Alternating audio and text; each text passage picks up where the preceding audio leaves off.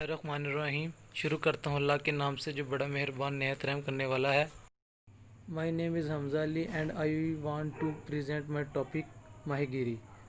مضمون مطالعہ پاکستان، کلاس دہم اے اور دورانیہ 25 منٹس اینڈ اسٹوڈنٹس تعداد 35 to 40۔ عمومی مقاصد: ماہی گیری کے پیشے سے بچوں کو روشناس کروانا، مچھلیوں کی افزائش کا ملکی ترقی میں کردار۔ مچھلیوں پروٹین حاصل کرنے کا اہم ذریعہ ہے۔ مچھلیوں کی سالانہ پیداوار کے لیے اور اس کے بڑھاوے کے لیے کیا معلومات حاصل کر سکتے ہیں اس کے بارے میں ہم آپ کو بتائیں گے۔ خصوصی مقاصد: میرے اس ٹاپک کو پڑھانے کے بعد طلبہ اس قابل ہو جائیں گے کہ ماہی گیری سے آگاہی حاصل کر سکیں گے، مٹن بیف کے دباؤ کو کم کرنے کے طریقے کے بارے میں جان سکیں گے، اور اس کے علاوہ ساحلی علاقوں پر ہونے والے جانوروں کی افزائش کے بارے میں جان سکیں گے۔ آج میں ایویٹ جو یوز کروں گا اس کے اندر نمبر 1 پر ہے چارٹ، اور سیکنڈ 1 ہے بورڈ، اور تھرڈ ہے بورڈ مارکر اینڈ ڈسٹر۔ طریقہ تدریس جو ہے وہ ہوگا مظاہراتی ہوگا، اور اس کے علاوہ ہمارا ہوگا تقریری اور لیکچر میتھڈ اور ایکٹیویٹی میتھڈ۔ درسی مواد: مطالعہ پاکستان کی بک ہم استعمال کریں گے جو کہ پنجاب بک ٹیکس سے الحاق شدہ ہے۔ آج کا ٹاپک شروع کرنے سے پہلے میں بچوں سے کچھ دلچسپی کے سوالات کروں گا جن سے ان کی معلومات میں مزید اضافہ ہو سکے گا۔ نمبر 1 کوشچن ہے، ماہی گیری سے کیا مراد ہے؟ سیکنڈ 2 اس سوال کا جواب کسی کو آتا ہے؟ نہیں آتا تو کوئی بات نہیں، یہ میں آپ نے جو پریزنٹیشن جو میں آپ کو پڑھاؤں گا اس کے اندر میں اس کے بارے میں آپ کو بتا دوں گا۔ اور سیکنڈ 1 یہ ہے کہ مچھلی، جھینگوں اور دوسری سمندری جانوروں کے بارے میں آپ کیا جانتے ہیں؟ نہیں جانتے تو وہ سمندری مخلوق ہیں، ان کے بارے میں بھی ہم آپ کو اپنی پریزنٹیشن کے بارے میں بتاؤں گا کہ اس کے اندر سے کون کون سی چیزیں ہیں جو سمندروں میں پائی جاتی ہیں اور ماہی گیری میں ہمارے لیے مددگار ثابت ہو سکتی ہیں۔ تھرڈ 1 یہ ہے کہ مچھلی سے ہمیں کون سی توانائی حاصل ہوتی ہے؟ ظاہر ہے کوئی بندہ خوراک کھائے تو اس میں سے توانائی تو حاصل ہوتی ہے، وہ کون سی توانائی جو ہم حاصل کرتے ہیں ان سے، اس کے بارے میں آپ کو اپنے آج کے ٹاپک میں بتاؤں گا۔ آج میں آپ کو ماہی گیری کے بارے میں پڑھاؤں گا، اس کے بارے میں آپ کو تفصیلاً بتاؤں گا اور اس کے بارے میں آپ کو اچھی طرح سے سمجھاؤں گا تاکہ آپ کو یہ جو ہے لیکچر یہ اچھی طرح سے سمجھ میں آ جائے اور کل کو آپ دوسروں کو بھی اس کے بارے میں بتا سکیں، اس میں تذکرہ وغیرہ کر سکیں، اس میں بات چیت کر سکیں اور اپنے نالج میں مزید اضافہ کر سکیں۔ تو چلو بچوں سٹارٹ کرتے ہیں۔ ماہی گیری، ماہی گیری کا شمار۔ چلو بیٹا کتاب کا پیج نمبر ہے 120 ماہی گیری، جو میں اب آج آپ کو پڑھاؤں گا اچھے طریقے سے۔ ماہی گیری، ماہی گیری کا شمار پاکستان کے قدیم ترین پیشوں میں ہوتا ہے۔ یہ پیشہ بہت پرانا ہے اور یہ بچوں پہلے خوراک کے حصول کے لیے یہ مٹن، یہ بوائلر وغیرہ تو بہت کم ہوتے تھے۔ زیادہ لوگ جو دریاؤں کے قریب رہتے تھے، بستیاں تھیں، وہ زیادہ تر مچھلیوں سے ہی اپنا پیٹ پالتے تھے۔ اور ہاں، یہ پیشہ صرف قدیم دور میں نہیں تھا، یہ آج کے دور میں بھی ہے۔ آپ جاتے ہیں منڈیوں میں یا ان کے جو ہمارے اسٹالز وغیرہ ہیں وہاں پہ مچھلیاں کہاں سے آتی ہیں؟ مچھلیاں یہ جو ماہی گیر ہوتے ہیں یہ سمندروں میں جاتے ہیں، وہاں سے مچھلیاں پکڑتے ہیں، انہیں لا کے زیر مبادلہ بھی کماتے ہیں۔ پاکستان کی آمدنی، درآمد اور غذائی قلت کو ختم کرنے میں ماہی گیر ایک اہم کردار ادا کرتے ہیں۔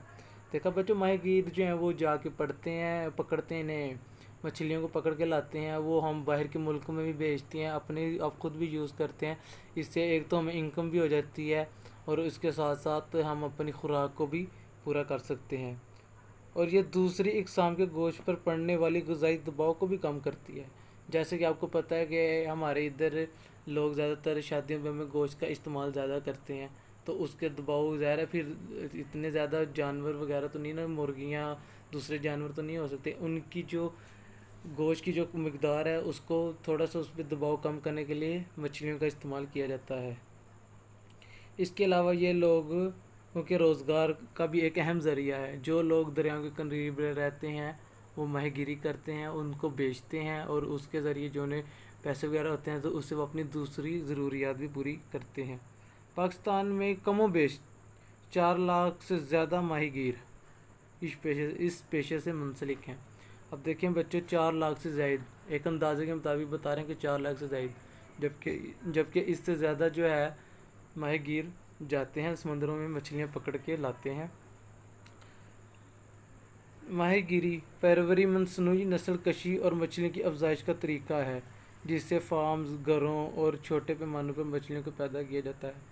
اب بچوں دیکھیں، سمندر میں لوگ جاتے ہیں، کچھ لوگ سمندروں میں جانے سے ڈرتے بھی ہیں، اس لیے آپ نے دیکھا ہوگا دیہاتوں میں یا فارمز وغیرہ بناتے ہیں دیہاتوں میں، وہاں پہ وہ مچھلیاں لا کے پالتے ہیں، پھر ان کو وہاں پہ ان کی افزائش وغیرہ ہوتی ہے، وہاں پہ مچھلیاں انڈے وغیرہ دیتے ہیں جن سے ان کی نسل کشی زیادہ ہو جاتی ہے، پھر وہ وہاں سے پکڑ کے ان کو لاتے ہیں مارکیٹس میں، وہاں پہ ان کو بیچتے ہیں، اور اس سے زیر مبادلہ ظاہر ہے ان سے انکم ہوتی ہے، زیر مبادلہ کماتے ہیں اور ایک دوسرے کی ضروریات کو پورا کرتے ہیں۔ ٹھیک ہے بچوں، مچھلیوں کی غذائی میں پروٹین حاصل کرنے کے لیے استعمال ہوتی ہے۔ مچھلیوں سے دیکھا، میں نے آپ کو پہلے بتایا تھا کہ مچھلیوں سے ہمیں جو پروٹینز ملتے ہیں، پروٹینز ہمیں ہماری قوت مدافعت کو مضبوط کرتی ہیں، اس سے ہمیں اور بھی بہت زیادہ ہوتے ہیں، ہمارے اندر طاقت آتی ہے، اور اس کے کھانے سے اور بھی بہت زیادہ ہمیں فوائد حاصل ہوتے ہیں۔